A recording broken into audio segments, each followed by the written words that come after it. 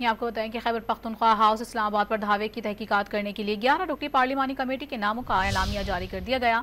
पार्लिमानी committee में 7 हुकूमती अरकान जबकि 4 अपोजिशन से शामिल किए गए हैं।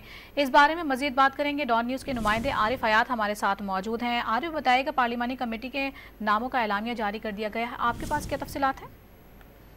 जी बिल्कुल, ये खैबर पख्तूनख्वा हाउस को जो सील किया हुआ है और जिस पर इस्लामाबाद पुलिस ने रेड डाला हुआ था, तोड़फोड़ उस पर खैबर पख्तूनख्वा असेंबली में पार्लियामानी की तशकील की गई है।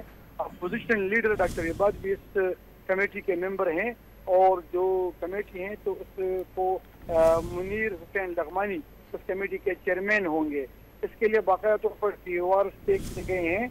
Parliamentary committee Khyber Pakhtunkhwa house पर हमले की तहकीकात करेगी और केपी हाउस वाकई में इख्तियारात का जो गलत इस्तेमाल हुआ है उसकी निशानदेही भी करेगी। इस्लामाबाद हाउस से अगवा होने वाले इम्तियाज या लापता होने वाले इम्तियाज अमले और उनके अहल खाना से मुतल्लिक जायजा रिपोर्ट पेश करना भी आवाज में शामिल है और सरकारी इमलाक और गाड़ी को जो नुकसान पहुंचे उसके मुतल्लिक भी रिपोर्ट कमेटी तैयार करेगी। जी बहुत शुक्रिया आपका।